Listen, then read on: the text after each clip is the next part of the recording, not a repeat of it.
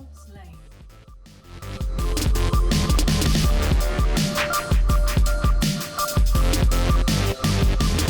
going on, guys? This is Reckles with WTBGold, and today we're going to be talking about Murky. He just got reworked. He got a nice redesign. I love it. I also hate it. I don't like change, but if you don't know anything about me in Heroes of the Storm, I am a level 20 Murky player. I've got about 1,000 games on him, and a year or two ago I put out a video that I still consider to be, I mean, I'm a little biased, but I consider it to be one of the best Heroes of the Storm guides out there. Fan maybe has some good guides out there, and he's probably a little bit more credible than I am, but it's pretty good. So go watch that if you haven't seen that yet. It'll tell you the general overview and a few of the specifics of how to play Murky. But if you haven't played Murky, there are 3 main builds that you can go with. First, you can play him as a lane bully. You buff up your pufferfish damage and your slime damage early game, so you go in and you're solo bot lane, and people always underestimate you, so you pretty much win every 1v1. You put down a pufferfish, you slime, and that kills an entire minion wave. So then you go to mid, you pufferfish slime, mount up, go to bot lane. Pufferfish slime, mount up, go back to mid. And you just bounce back and forth between those 2 lanes, and that allows your other teammates to roam around as a 4-man group pushing in, and 2 of the enemy heroes have to come in and stop you because you're just pushing in those 2 lanes so hard. It's like with Murky, there are 2 lanes on the enemy team that never have minion waves, like permanent Ragnaros lava waves, and that's hard to deal with. If you play Dota, essentially what you're doing with Murky is you're denying them.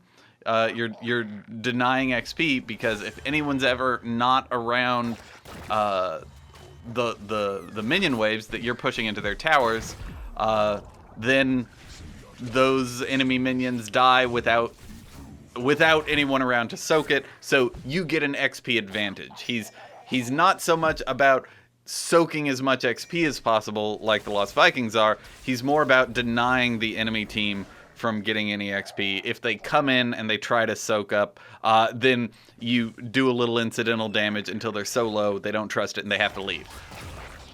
But you can also play him as a slime build. And this is interesting because you have to build survivability, but also you want to build into your slime. And there you just get into the middle of team fights. The problem with Murky is that he is a hero where all heroes in Heroes of the Storm are designed with, they kind of take the mold of a basic MOBA character, and then they say, what if we change one thing to the maximum? You know, let's say you're Sylvanas. What if no enemy minions could do if they were all stunned when you're around? With Leoric, it's what if you never left the battlefield, and even when you died you could be a ward, and how would we make that work? With Murky, it's what if you never had a respawn timer? How would you make that viable? And Blizzard chose to give Murky no health, so his sustain suffers. So what you need to do in general with Murky is build into your sustain, and going back to the slime build, you have to so heavily build into your sustain that you don't do a lot of damage, and you're pretty much just there to slow the enemy teams. You can also build him as kind of a one-shot guy where you just build into so much pufferfish damage that the enemies explode. That's fun, but it doesn't really work in high-level gameplay because, like, people know to kill your pufferfish. So that's kind of the background on pre-Nerf, or pre-rework Murky. Things that have definitively been nerfed with this is he doesn't have block anymore at level 1. That was an imperative talent. That's a huge nerf to Murky, because that means he can't survive 1v1s anymore. He has 10% per second health regen at level 1. So you go in, you poke someone, you back out, and you play him kind of like Muradin, where you do a little bit of damage, you back out, you heal back up with your second wind, and then you go back in. Except Murky always has second wind rolling. Now, you don't have block, so if anyone auto-attacks you at all, you just die. And it feels bad. So you have to play a lot more cautiously than you used to be able to. You can't stand on a pufferfish in order to save it, because you just die instantly if anyone knows what they're doing.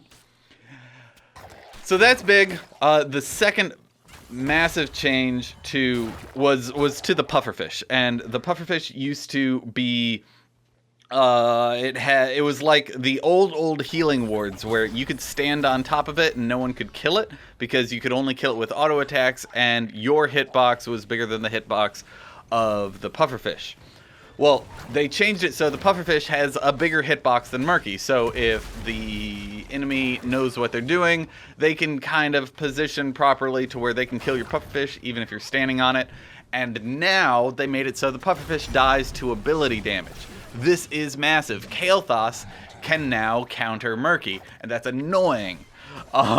He just puts a flame strike underneath your pufferfish, and it dies. Or he puts a chain bomb on you, and even though you can go immune to the damage of the chain bomb, the explosion from the chain bomb kills your pufferfish. And that sucks. But that's the big changes. In general, the new Murky... by the way, this isn't a guide. I'm more just going over my thoughts on the rework. But let's get into it. Let's go tier by tier and just kind of walk through how I think you should play him. So at level 1, you've got a fishy deal, egg hunt, and fisheye. So this is very similar to the old talents he had. He used to have bribe. And it was, I think, every 10 stacks you get to bribe a mercenary. Well, now it's every 7 stacks you get to bribe a mercenary. And this is an interesting number because a minion wave has 7 enemies in it. So if you play him kind of like the old Ragnaros early game, where, or not old Ragnaros, old Asmodan, where, you know, you're trying to stack your Q. Well, now, if your pufferfish kills the entire minion wave, and you do that with 2 minions, you know, in the first 10 seconds of the game, you've earned a free siege camp. So you just go do that as soon as the siege camp pops up, or as soon as the first objective pops up. And that's fantastic. You can also get a bruiser camp pushing by the first objective. It's just a massive benefit. Egg hunt, people have been playing with egg hunt a lot, but it's vision. Murky used to have clairvoyance at level 4 or level 7, and they moved it to level 1. So there you go, whatever.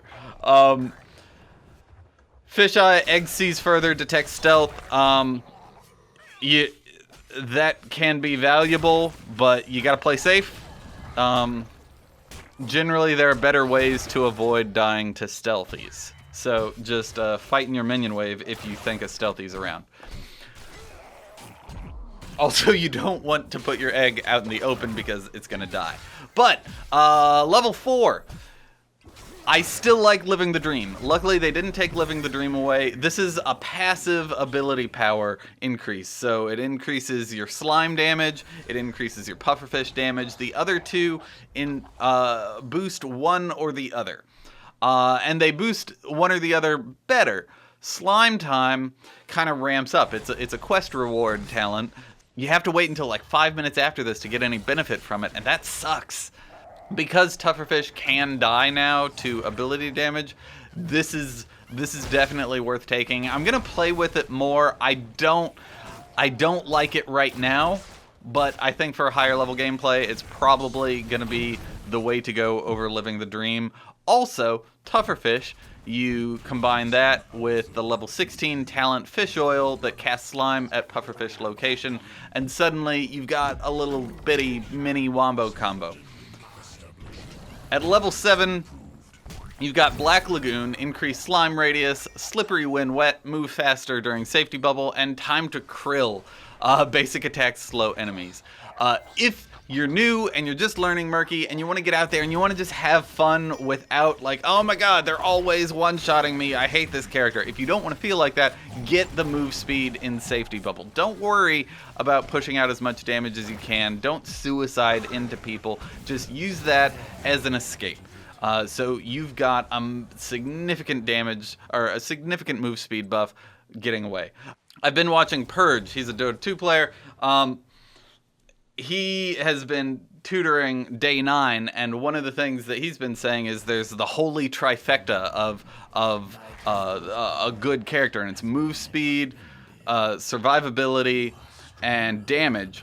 So increasing your slime radius and moving faster in safety bubble both give you a move speed advantage, but with Black Lagoon, it's also increasing the damage you do. So you know you're doing a bigger AOE, and that is also giving you a move speed advantage over anyone. So you can disengage because they're slimed. You can do a whole bunch of cool stuff. All right, level 10.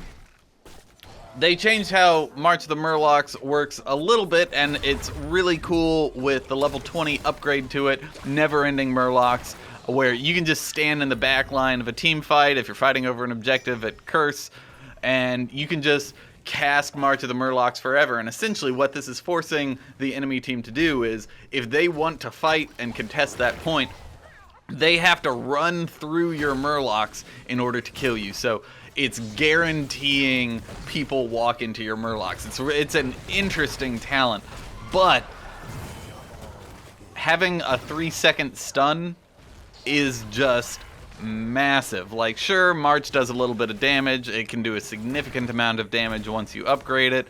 But just having a stun kills people. And killing people wins team fights because now it's a 5v4. So long story short, take Octograb. You're hitting people with a fish and a shark, and they're wrapped up in an octopus. It's hilarious. Pick it. At level 13, we're gonna take a Rejuvenating Bubble. This heals you for 50% of your health. It's solid. You don't get the cooldown reduction on your bubble anymore, which is massive. Like, not having block and then not having a super low cooldown bubble sucks, but it's okay. Because you have the sustain. You have enough normal health regen that you can back out of a fight, kite someone away, and just as long as you're playing safe, you're good to go. So Fish Tank, though. Fish Tank is interesting. I think this talent alone creates an entirely new build for Murky. Whereas with the lane bully build, still go Rejuvenating Bubble. You need a little bit, you're going to be in a lot of 1v1s, and Rejuvenating Bubble helps you survive 1v1s. But blocking basic attacks whenever you auto attack someone means you can kind of be in the middle of team fights. Get Slime Time at level 4. So you buff your slime damage because you're going to be in the fights. Get Black Lagoon so you get a bigger slime radius so you can buff your slime even more. Get Fish Tank so when you're in the middle of fights, you aren't taking as much damage from auto attacks. You have time for a healer to react and heal you up, and then take successive basic attacks, cast slime. So not only are you not taking any damage, but every time you attack them, you deal another, every 2 seconds or whatever, you're dealing another 500 damage to them and slowing them. You can spread out those auto attacks to people if you want. It opens up a lot of possibilities for coordinated gameplay. And then there's Eggshell, which is also just hilarious. Now, if you're a new player, or if you're not very good, or if you just play Heroes of the Storm for fun, here's something I want you to do. I want you to take Eggshell at level 13. Spawning from an egg grants a shield for 100% of your maximum health. Now, normally, this sucks. And Rejuvenating Bubble also it doesn't suck as much, but the problem with this is that whenever your shield goes down, you don't have any sustain anymore. So that's why I generally don't like this. But if you're gonna be in team fights pretty often, then you can get Big Tuna Kahuna at level 20, get double your health. And now you've got 5,000 HP and you've got a 5,000 HP shield at level 20. And that's ridiculous. It's so silly to be a 10,000 health Murloc. And it's frustrating for the enemies to deal with too. Alternatively, you can get Rejuvenating Bubble, and that once you learn how to survive on Murky, you can get Rejuvenating Bubble, and then every 10 seconds you're healing for 2,500 health. So you're essentially Stitches at that point. Like you heal up, and no one can hurt you, no one can kill you. They can get you low, but they can't deal 5,000 damage in 10 seconds. They can, but play safe. And I'll go over 16 and 20 real quick. Successive basic attacks cast slime. That's toxic buildup. It's good, but you generally this early in the you're still mid game here. You don't have the survivability to be able to just keep auto attacking someone, and you probably it's dangerous to be able to stay in a team fight generally as Murky. Fish oil, cast slime at the pufferfish location. Get this, it's good all the time. So, normally, your pufferfish deals 500 damage, and then your slime deals 300 damage. With this, you slime them when you pufferfish them. That's guaranteed damage.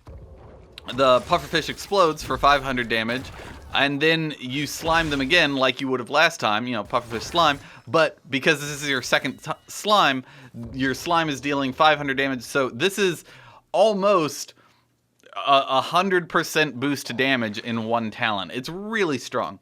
Wrath of Cod, 10% of their maximum HP.